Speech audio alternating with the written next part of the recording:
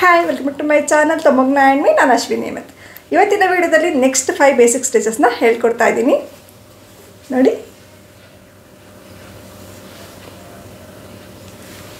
ಈ 5 ಸ್ಟಿಚಸ್ನ ಇವತ್ತು ಹೇಳ್ಕೊಡ್ತಾ ಇದ್ದೀನಿ. ಈ 4 ಸ್ಟಿಚಸ್ ಏನಿದೆ ಅಲ್ವಾ, ಇದೆಲ್ಲ ನೆಕ್ ಡಿಸೈನ್ಗೆ ಯೂಸ್ ಮಾಡ್ಕೋಬೋದು. ಇದು ಪೋಲನ್ಸ್ ಮಾಡೋದಕ್ಕೆ ಯೂಸ್ ಮಾಡ್ಬೋದು, ಮತ್ತು ಇದು ರೋಸಸ್ ಎಲ್ಲ ಮಾಡೋದಕ್ಕೆ ಯೂಸ್ ಆಗುತ್ತೆ. ನಾನು ಕಮೆಂಟಲ್ಲಿ ಆನ್ಸರ್ ಮಾಡೋದಕ್ಕಿಂತ ನಿಮ್ಮ ಕ್ವಶನ್ಗೆ ಡೈರೆಕ್ಟಾಗಿ ಆನ್ಸರ್ ಮಾಡೋಣ ಅಂತ. ಒಂದು ಕ್ವಶನ್ ಕೇಳಿದರು, ಈ ಫ್ರೇಮ್ಗೆ ಏನಕ್ಕೆ ಬಟ್ಟೆ ಸುತ್ಕೋಬೇಕು, ಹಾಗೆ ಮಾಡಿದ್ರೆ ಆಗಲ್ವಾ ಅಂತ. ಏನಕ್ಕೆ ಅಂತಂದರೆ, ನಾವು ಕಾಟನ್ ಬಟ್ಟೆ ಎಲ್ಲ ಆದರೆ ಏನೂ ಪರವಾಗಿಲ್ಲ, ಓಕೆ ಮಾಡ್ಬೋದು. ಇದು ಮರದ್ದಾಗಿರೋದ್ರಿಂದ ಇದೇನಾಗುತ್ತೆ ಅಂದರೆ ಮಧ್ಯದಲ್ಲಿ ಗ್ಯಾಪ್ ಫಾರ್ಮೇಷನ್ ಇರುತ್ತೆ, ಜೊತೆಗೆ ಅದು ಮರದಲ್ಲಿ ಚಿಕ್ಕ ಚಿಕ್ಕ ಸಿಬ್ರು ಬಂದಿರುತ್ತಲ್ಲ ಅದಿರುತ್ತೆ. ಅದೇನಾಗುತ್ತೆ, ಬಟ್ಟೆಗೆ ಸಿಕ್ಕಾಕೊಂಡಾಗ ಅದು ನಾವು ಹಿಂಗೆ ಎಳಿತೀವಲ್ವ ಬಟ್ಟೆನ ಫಿಕ್ಸ್ ಮಾಡ್ಕೊಳ್ಳೋದಕ್ಕೆ, ಆವಾಗ ಬಟ್ಟೆ ಹರಿದೋಗೋ ಚಾನ್ಸಸ್ ಜಾಸ್ತಿ ಇರುತ್ತೆ. ಅದರಲ್ಲೂ ರೇಷ್ಮೆ ಬಟ್ಟೆ ಎಲ್ಲ ಮಾಡ್ತಿರ್ತೀವಿ ನೋಡಿ, ರೇಷ್ಮೆ ಸೀರೆದು ಬ್ಲೌಸ್ ಎಲ್ಲ, ಆವಾಗ ನೀವು ಕಂಪಲ್ಸರಿ ಈ ಥರ ಟೇಪ್ ಸುತ್ಕೋಬೋದು.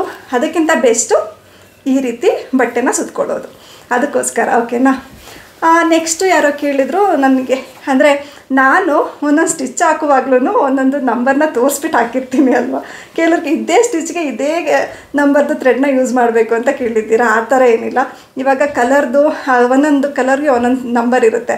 ನಿಮಗೆ ತಗೊಳ್ಳೋದಕ್ಕೆ ಈಸಿ ಆಗಲಿ ಅಂತ ಹೇಳ್ಬಿಟ್ಟು ನಾನು ನಂಬರ್ ಹಾಕಿರ್ತೀನಿ ಅಷ್ಟೇ. ಅದೇ ಕಲರ್ ಥ್ರೆಡ್ನ ಅದೇ ಸ್ಟಿಚ್ಗೆ ಯೂಸ್ ಮಾಡಬೇಕು ಅನ್ನೋದು ಏನೂ ಇಲ್ಲ. ಓಕೆನಾ. ಮತ್ತು ಇನ್ನೊಬ್ಬರು ಕೇಳಿದರು, ನಮ್ಮೂರಲ್ಲಿ ಬರೀ ಡೋರಿದು ಥ್ರೆಡ್ ಸಿಗುತ್ತೆ, ಅದರಲ್ಲಿ ಯೂಸ್ ಹಾಕ್ಬೋದಾ ಅಂತ. ನಿಮಗೆ ಒಂದು ಪ್ರಾಕ್ಟೀಸ್ ಆಗೋ ತನಕ ನೀವು ಮಾಮೂಲಿ ಬಟ್ಟೆ ಹೊರಲಿಯೋ ದಾರ ಇರುತ್ತಲ್ಲ, ಅದರಲ್ಲಿ ಬೇಕಾದರೂ ನೀವು ಪ್ರಾಕ್ಟೀಸ್ ಮಾಡಿ. ಅದೆಲ್ಲ ಕೈ ಕೂತ ಮೇಲೆ ನೀವು ಸಿಲ್ಕ್ ಥ್ರೆಡ್ನ ಯೂಸ್ ಮಾಡಿಕೊಂಡು ಬ್ಲೌಸ್ಗೆಲ್ಲ ವರ್ಕ್ ಮಾಡ್ಕೋಬೋದು. ಓಕೆನಾ. ಡೋರಿ ಥ್ರೆಡಲ್ಲೂ ವರ್ಕ್ ಮಾಡ್ಕೋಬೋದು. ಮತ್ತು ಏನಾದರೂ ಕ್ವಶನ್ಸ್ ಇದ್ರೆ ರಿಲೇಟೆಡ್ಸ್ ಇದ್ದರೆ ನನಗೆ ಕಮೆಂಟ್ ಮಾಡಿ, ನಾನು ಆನ್ಸರ್ ಮಾಡ್ತೀನಿ. ಓಕೆನಾ. ಬನ್ನಿ, ಈ ಸ್ಟಿಚಸ್ ಎಲ್ಲ ಹೇಗೆ ಹಾಕೋದು ಅಂತ ನೋಡ್ಕೊಂಬರೋಣ. ನಾನಿಲ್ಲಿ ಆ್ಯಂಕರ್ ಥ್ರೆಡ್ 0189 ಯೂಸ್ ಮಾಡ್ತಾಯಿದ್ದೀನಿ. ನಾನಿಲ್ಲಿ ಪೂರ್ತಿ 6 ಎಳೆನೂ ತೊಗೊಂಡಿದ್ದೀನಿ. ಇವಾಗ ನಾವು ಶಾರ್ಟ್ ಬಿಲಿಯನ್ ನಾಟ್ನ ಹೇಳ್ಕೊಡ್ತಾ ಇದ್ದೀನಿ. ನೋಡಿ, ಈ ರೀತಿ ಕೆಳಗಡೆಯಿಂದ ದಾರ ತಗೊಂಡು ಈ ರೀತಿ ಹಿಂದೆಯಿಂದ ಒಂಚೂರು ಅಷ್ಟೇ ಮುಂದೆಗೆ ಹಿಂಗಿಟ್ಕೋಬೇಕು. ಮತ್ತು ನೀವು ಈ ತೋರ್ಬೆರಳಿರುತ್ತಲ್ಲ ಅದರಲ್ಲಿ ಈ ರೀತಿ ಸೂಜಿನ ಎತ್ತಿ ಇಟ್ಕೊಂಡ್ರೆ ನಿಮಗೆ ದಾರನ ಸುತ್ತಕ್ಕೆ ಈಸಿ ಆಗುತ್ತೆ. ನಾನು 3 ರೌಂಡ್ ಮಾತ್ರ ದಾರನ ಸುತ್ತಕೊಂಡಿದ್ದೀನಿ. ಮತ್ತು ಈ ರೀತಿ ಕೈಯಲ್ಲಿ ಹೋಲ್ಡ್ ಮಾಡಿಕೊಂಡು ನಾವು ಈ ರೀತಿ ತಗೋಬೇಕಾಗತ್ತೆ. ಇದು ನಿಮಗೆ ಪೋಲನ್ಸ್ ಎಲ್ಲ ಮಾಡೋದಕ್ಕೆ ತುಂಬ ಯೂಸ್ ಆಗುತ್ತೆ. ನೋಡಿ, ಈ ರೀತಿ ಹಿಂದೆಯಿಂದ ಹಾಕಿ ಮುಂದೆಗೆ ಈ ರೀತಿ ಹೇಳ್ಕೋಬೇಕು. ನೋಡಿ, ಇನ್ನೊಂದ್ಸಲ ತೋರಿಸ್ತೀನಿ. ಈ ರೀತಿ ಚಿಕ್ಕದಾಗಿ ಆ ಥ್ರೆಡ್ನ ಎಲ್ಲಿಂದ ತೊಗೊಂಡಿರ್ತೀವಲ್ಲ ಅದ್ರ ಹಿಂದೆಯಿಂದ ತೊಗೋಬೇಕು. ಈ ರೀತಿ ಬೆರಳಲ್ಲಿ ಎತ್ಕೊಂಡು 1 2 3 ಸಲ ಸುತ್ಕೋಬೇಕು. ಸುತ್ಕೊಂಡಾದಮೇಲೆ ಈ ರೀತಿ ಕೈಯಲ್ಲಿ ಪ್ರೆಸ್ ಮಾಡಿ ಇಟ್ಕೋಬೇಕು. ಎಲ್ಲಿ ತನಕ ಅಂದರೆ ದಾರ ಪೂರ್ತಿ ಹೊರಗಡೆ ಬರೋ ತನಕನೂ ಇದನ್ನು ಬಿಡಬಾರ್ದು. ಬಿಟ್ಬಿಟ್ರೆ ಗಂಟಾಗ್ಬಿಡುತ್ತೆ. ನೋಡಿ, ಈ ರೀತಿ ಆದಮೇಲೆ ಹಿಂದೆಗೆ ಈ ಥರ ತೊಗೋಬೇಕು. ತೊಗೊಂಡು ನೆಕ್ಸ್ಟು ಆ ನಾಟ್ ಏನು ಬಂದಿರುತ್ತಲ್ಲ ಅದ್ರ ಹಿಂದ್ಗಡೆಯಿಂದ ಈ ರೀತಿ ಮುಂದ್ಗಡೆಗೆ ಸೂಜಿನ ತೊಗೋಬೇಕು. ತಗೊಂಡು ಈ ರೀತಿ ಹೇಳ್ಕೋಬೇಕು. ಇಷ್ಟೇ. ಮತ್ತು ನೋಡಿ, ಹತ್ರದಿಂದ ಇನ್ನೊಂದ್ಸಲ ತೋರಿಸ್ಕೊಡ್ತೀನಿ. ಈ ರೀತಿ ದಾರ ಎಲ್ಲಿ ಬಂದಿರುತ್ತೆ ಅಲ್ವಾ ಅದ್ರ ಹಿಂದ್ಗಡೆಯಿಂದ ಒಂಚೂರು ಮುಂದೆಗೆ ತೊಗೊಂಡು ಈ ರೀತಿ 3 ಸಲ ಸುತ್ಕೋಬೇಕು. ಸುತ್ತಕೊಂಡು ಈ ರೀತಿ ಪ್ರೆಸ್ ಮಾಡಿ ಇಟ್ಕೋಬೇಕು. ಇಟ್ಕೊಂಡು ಈ ದಾರನ ಹೇಳ್ಕೋಬೇಕು. ಅದೆಲ್ಲಿ ತನಕ ಅಂದರೆ ನೋಡಿ, ಆ ಪೂರ್ತಿ ದಾರ ಕಂಪ್ಲೀಟ್ ಬರೋ ತನಕ ನಾನು ಅದನ್ನು ಬಿಡೋದಿಲ್ಲ. ನೆಕ್ಸ್ಟ್ ಇವಾಗ ಅದು ನಾಟಿಂದ ಪಕ್ಕದಲ್ಲಿ ಕೆಳಗಡೆಗಾಗಿ ಈ ರೀತಿ ತೊಗೋಬೇಕು. ಇವಾಗ ನಾನು ಲಾಂಗ್ ಬಿಲಿಯನ್ ನಾಟ್ ಹೇಳ್ಕೊಡ್ತಾ ಇದ್ದೀನಿ. ಇದು ರೋಸಸ್ ಎಲ್ಲ ಮಾಡೋದಕ್ಕೆ ಯೂಸ್ಫುಲ್ ಆಗುತ್ತೆ. ನೋಡಿ, ನಮಗೆ ಎಷ್ಟು ರಿಕ್ವೈರ್ಮೆಂಟ್ ಇರುತ್ತಲ್ವ ಅಷ್ಟು ಲೆಂತ್ ನಾವು ಹಿಂದೆಯಿಂದ ಸೂಜಿನ ಆ ಹೋಲಿಗೆ ಹಾಕ್ಕೋಬೇಕು. ನೆಕ್ಸ್ಟ್ ಈ ರೀತಿ ಹೋಲ್ಡ್ ಮಾಡಿಕೊಂಡು ನಾನಿಲ್ಲಿ ಅದಕ್ಕೆ ಲೆಂತ್ಗೆ ರಿಕ್ವೈರ್ಮೆಂಟ್ ಆಗೋ ಥರ, ಅಂದರೆ ನಾನು 10 ಸುತ್ತನ್ನ ಸುತ್ಕೊಂಡಿದ್ದೀನಿ. ಸುತ್ತಕೊಂಡು ಈ ರೀತಿ ಹೇಳ್ಕೋಬೇಕು. ಹೇಳ್ಕೊಂಡು ನೆಕ್ಸ್ಟ್ ಇದು ನೋಡಿ, ಹಿಂದೆಗೆ ಇಟ್ಬಿಟ್ಟು ಇದನ್ನು ಈ ಥರ ಇಟ್ಕೊಂಡು ಕೈಯಲ್ಲಿ ಈ ದಾರನ ಎಳ್ಕೊಂಡ್ರೆ ಈ ರೀತಿ ನೀಟಾಗಿ ನಾಟ್ ಬರುತ್ತೆ. ಇದು ನಿಮಗೆ ರೋಸಸ್ ಎಲ್ಲ ಮಾಡೋವಾಗ, ಬಿಲಿಯನ್ ನಾಟ್ದು ರೋಸಸ್ ಮಾಡ್ತೀವಿ ಆವಾಗ ಯೂಸ್ ಆಗುತ್ತೆ ಇದು ಸ್ಟಿಚ್ಚು. ನೋಡಿ, ನೆಕ್ಸ್ಟು ಇನ್ನೊಂದು ಸಲ ತೋರಿಸ್ಕೊಡ್ತಾ ಇದ್ದೀನಿ. ಈ ರೀತಿ ಕೆಳಗಡೆಯಿಂದ ಸೂಜಿ ತಗೊಂಡು ನಿಮಗೆ ರಿಕ್ವೈರ್ಡ್ ಲೆಂತ್ ಎಷ್ಟಿರುತ್ತೆ ಅಲ್ಲಿಂದ ಆ ಹೋಲ್ಗೆ ನಾವು ಈ ರೀತಿ ಸೂಜಿನ ಹಾಕ್ಕೋಬೇಕು. ನೆಕ್ಸ್ಟ್ ಈ ರೀತಿ ಕೈಯಲ್ಲಿ ಎತ್ಕೊಂಡು ನಾವು ದಾರನ 1 2 3 4 5 6 7 8 9 10 ಸಲ ಸುತ್ಕೊಂಡಿದ್ದೀನಿ. ನೆಕ್ಸ್ಟು ಇದೆರಡು ಬೆರಳಿಂದ ಈ ರೀತಿ ನಾವು ಹೋಲ್ಡ್ ಮಾಡಬೇಕು, ಇದನ್ನು ಬಿಚ್ಕೊಳ್ದೇ ಇರೋ ಥರ. ಮತ್ತು ಸ್ಟಾರ್ಟಿಂಗಲ್ಲಿ ನೀವು ಫಸ್ಟಿಗೆ ಮಾಡುವಾಗ ಸ್ವಲ್ಪ ಸೂಜಿ ಸ್ಟ್ರಕ್ ಆಗೋ ಥರ ಫೀಲ್ ಆಗುತ್ತೆ, ಮತ್ತು ದಾರನ ಬಿಟ್ಬಿಡ್ತಾ ಇರ್ತೀರ. ಅದು ಸ್ವಲ್ಪ ಅಭ್ಯಾಸ ಆದಮೇಲೆ ಸರಿ ಹೋಗ್ಬಿಡುತ್ತೆ. ಓಕೆನಾ? ನೋಡಿ ಈ ರೀತಿ ಮಾಡಿಬಿಟ್ಟು ನೆಕ್ಸ್ಟು ಅದು ನಾಟ್ ಎಂಡ್ ಆಗಿರುತ್ತಲ್ಲ ಅಲ್ಲಿಂದ ನಾವು ಸೂಜಿನ ಹಾಕ್ಬಿಟ್ಟು ಕೆಳಗಡೆ ತೊಗೋಬೇಕು. ಓಕೆನಾ? ಇನ್ನೊಂದು ಸಲ ಹೇಳ್ಕೊಡ್ತೀನಿ ನೋಡಿ. ಈ ರೀತಿ ತಗೊಂಡು ನಾವು ಹಿಂದ್ಗಡೆಯಿಂದ ಈ ರೀತಿ ಆ ಹೋಲ್ಗೆ ನಾವು ಹಾಕ್ಕೋಬೇಕು. ನೆಕ್ಸ್ಟ್ ಇವಾಗ ಒಂದು 10 ಟೈಮ್ಸು ನಾನು ಈ ಥರ ಸುತ್ಕೊತೀನಿ. ಅಂದರೆ ಈ ಲೆಂತ್ಗೆ 10 ಸಲ ಸಾಕಾಗುತ್ತೆ. ನೋಡಿ ಈ ರೀತಿ ನಾವು 2 ಬೆರಳಲ್ಲಿ ಹೋಲ್ಡ್ ಮಾಡಿಕೊಂಡು ಈ ರೀತಿ ಎಳ್ಕೋಬೇಕು.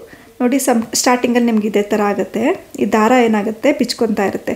ಏನೂ ಇದು ಮಾಡೋಕ್ಕೆ ಹೋಗ್ಬೇಡಿ. ಈ ಥರ ಆದ್ರೂ ಈ ಥರ ಹೋಲ್ಡ್ ಮಾಡಿಬಿಟ್ಟು ದಾರಾನ ಎಳ್ಕೊಂಡ್ರೆ ನೀಟಾಗಿ ಬಂದುಬಿಡುತ್ತೆ. ಸ್ವಲ್ಪ ಪ್ರಾಕ್ಟೀಸ್ ಮಾಡಬೇಕು, ಬರುತ್ತೆ.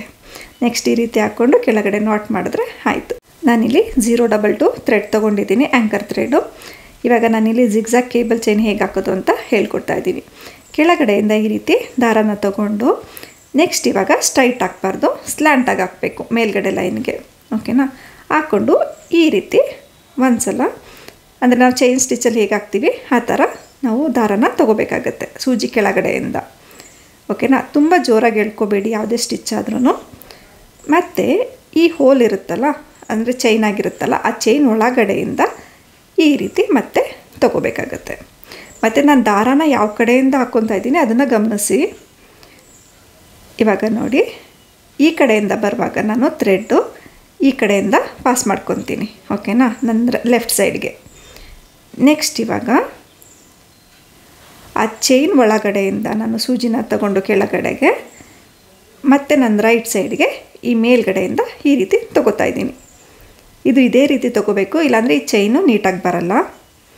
ನೋಡಿ ಆ ಚೈನಿಂದ ಈ ಥರ ಸ್ಲ್ಯಾಂಟಾಗಿ ತೊಗೊಂಡು ಈ ಕಡೆ ಬರುವಾಗ ಈ ಕಡೆಯಿಂದ ತೊಗೊಂಡಿರ್ತೀನಿ ನಾನು ಲೆಫ್ಟಿಗೆ, ಮತ್ತು ರೈಟಿಗೆ ಬರುವಾಗ ಇಲ್ಲಿಂದ ಮೇಲ್ಗಡೆಯಿಂದ ಈ ರೀತಿ ರೈಟಿಗೆ ತೊಗೊಂಡಿರ್ತೀನಿ. ಈ ಥರನೇ ಮಾಡಿ. ಇದು ನೆಕ್ ಡಿಸೈನ್ಸ್ಗೆಲ್ಲ ತುಂಬ ಚೆನ್ನಾಗಿ ಬರುತ್ತೆ ಈ ಥರ. ಇದರಲ್ಲಿ ಒಂದು ಇಂಪಾರ್ಟೆಂಟ್ ಏನಂದರೆ, ನಾವು ಥ್ರೆಡ್ ತೊಗೊಳ್ಳುವಾಗ ಈ ಕಡೆ ಮತ್ತು ಆ ಕಡೆ ತೊಗೊಳ್ಳುವಾಗ ನಾನು ಯಾವ ರೀತಿ ತೊಗೋತಾ ಇದ್ದೀನಿ ಅದೊಂದನ್ನು ಗಮನ ಇಟ್ಟು ನೋಡ್ಕೊಂಬಿಟ್ರೆ ತುಂಬ ಈಸಿ ಇದೆ ಇದು ಸ್ಟಿಚ್ಚು. ನಿಮಗೆ ಈ ರೀತಿ ಹಾಕೋದಕ್ಕೆ ಏನಾದ್ರು ಕಷ್ಟ ಅನಿಸಿದ್ರೆ ಬೇಕಾದ್ರೆ ನೀವು ಮುಂಚೆನೇ ಮಾರ್ಕ್ ಮಾಡ್ಕೋಬೋದು. ಟ್ರಯಾಂಗಲ್ ಶೇಪಲ್ಲಿ ಮಾರ್ಕ್ ಮಾಡಿಕೊಂಡು ನೀವು ಈ ರೀತಿ ಹಾಕ್ಕೊಂಡು ಹೋಗ್ಬೋದು. ಇವಾಗ ನೋಡಿ ನಾವು ಡಿಸೈನ್ ಮಧ್ಯದಲ್ಲಿ ದಾರ ಏನಾದರೂ ಖಾಲಿ ಆದರೆ ಈ ರೀತಿ ಎಂಡ್ ಮಾಡ್ಕೋಬೇಕು. ಈ ಡಿಸೈನ್ನ ಕಂಟಿನ್ಯೂಷನ್ ಹೇಗೆ ಮಾಡಬೇಕು ಅಂತಂದರೆ, ಇವಾಗ ನೋಡಿ ಇಲ್ಲಿ ಚೈನ್ ಇದೆ ಅಲ್ವಾ, ಚೈನ್ ಮಧ್ಯದಿಂದ ಕೆಳಗಡೆಯಿಂದ ದಾರನ ತೊಗೋಬೇಕು. ಹಿಂಗೆ ತೊಗೊಂಡು ನೆಕ್ಸ್ಟು ನಾವು ಡಿಸೈನ್ನ ಕಂಟಿನ್ಯೂ ಮಾಡ್ಕೊಂಡು ಹೋಗ್ಬೋದು. ಆವಾಗ ನಾವು ಇಲ್ಲಿ ಆ ಮಧ್ಯದಲ್ಲಿ ಎಕ್ಸ್ಟ್ರಾ ದಾರ ತೊಗೊಂಡು ನಾವು ಕಂಟಿನ್ಯೂ ಮಾಡಿದ್ದೀವಿ ಅನ್ನೋ ಥರ ಬರಲ್ಲ. ನೋಡಿ ನೀಟಾಗಿ ಕಂಟಿನ್ಯೂಷನ್ ಸಿಗುತ್ತೆ. ಇವಾಗ ಎಂಡ್ ಮಾಡಬೇಕು ಅನ್ನುವಾಗ, ನಾವು ಡಿಸೈನ್ ಎಂಡ್ ಮಾಡುವಾಗ ಈ ಚೈನ್ ಇರುತ್ತಲ್ಲ, ಈ ಲೂಪ್ ಇರುತ್ತಲ್ಲ, ಅದ್ರ ಹೊರಗಡೆಯಿಂದ ನಾವು ಈ ರೀತಿ ಸೂಜಿನ ಹಾಕ್ಕೊಂಡು ಕೆಳಗಡೆ ತೊಗೊಂಡು ನಾಟ್ ಮಾಡ್ಕೋಬೇಕು. ಓಕೆನಾ?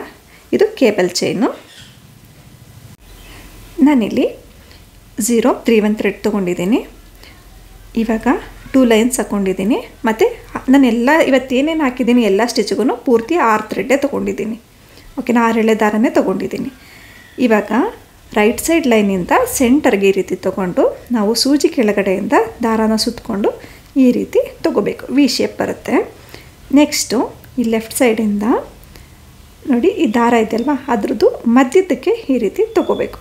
ತೊಗೊಂಡಾದ್ಮೇಲೆ ನಾವು ಸೆಂಟರ್ಗೆ ಈ ರೀತಿ ಸೂಜಿನ ತೊಗೊತೀವಲ್ಲ, ಇವಾಗ ನಾವು ಲೆಫ್ಟ್ ಸೈಡಿಗೆ ಈ ಸೂಜಿ ಕೆಳಗಡೆಯಿಂದ ದಾರಾನ ಸುತ್ತಕೊಂಡು ಈ ರೀತಿ ತೊಗೋಬೇಕು. ನೆಕ್ಸ್ಟ್ ಇವಾಗ ನೋಡಿ ರೈಟ್ ಸೈಡು ಇದು ಡಿಸ್ಟೆನ್ಸ್ ಏನಿದೆ ಅಲ್ವ ಅದ್ರ ಮಧ್ಯಕ್ಕೆ ಆಗೋ ಥರ ತೊಗೊಂಡು ಈ ಥ್ರೆಡ್ನ ಸೂಜಿ ಕೆಳಗಡೆಯಿಂದ ರೈಟ್ ಸೈಡ್ಗೆ ತೊಗೋಬೇಕು. ಇದೇ ರೀತಿ ರಿಪೀಟ್ ಆಗ್ತಾ ಹೋಗುತ್ತೆ ಅಷ್ಟೇ. ನೋಡಿ ಇವಾಗ ಲೆಫ್ಟಿಂದ ಮಧ್ಯಕ್ಕೆ ತೊಗೊಂಡೆ, ಈ ರೀತಿ ಮಧ್ಯಕ್ಕೆ ತೊಗೊಂಡು ದಾರಾನ ಸೂಜಿ ಕೆಳಗಡೆಯಿಂದ ರೈಟ್ ಸೈಡಿಗೆ ತೊಗೊತೀನಿ.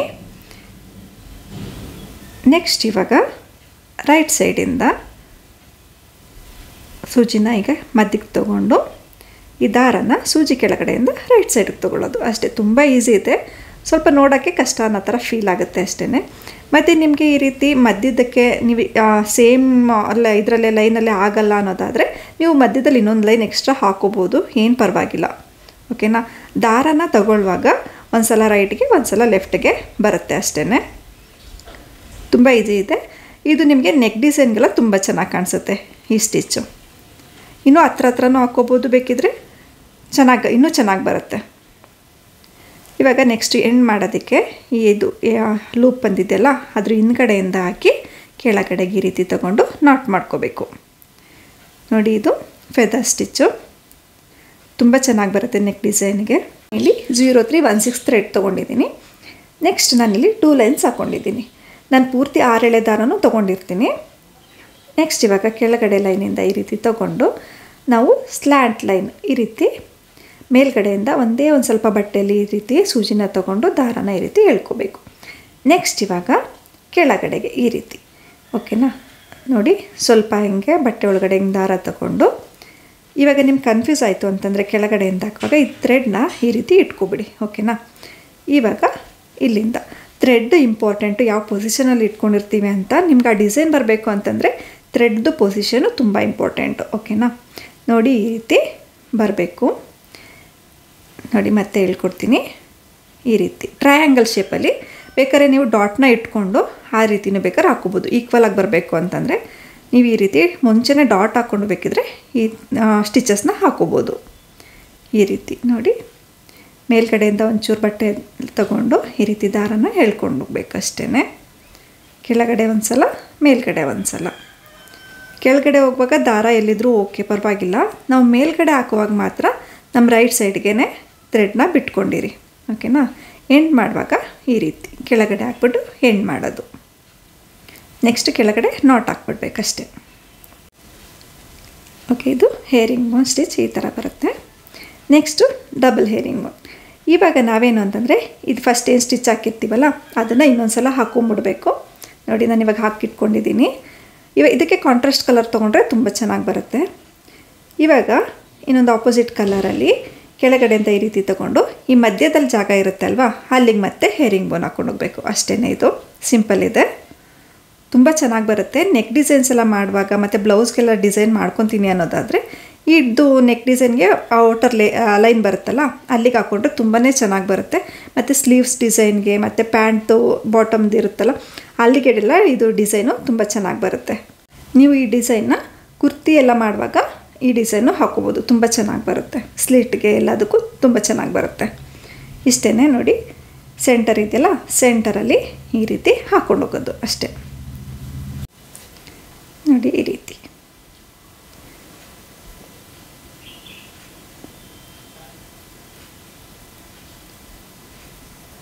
ಸೆಂಟರ್ಗೆ ನೀವು ಮತ್ತೆ ಹೇರಿಂಗ್ ಬೋನ್ ಹಾಕ್ಕೊಂಡೋದ್ರೆ ಇದು ಡಬಲ್ ಹೇರಿಂಗ್ ಬೋನ್ ಆಗುತ್ತೆ.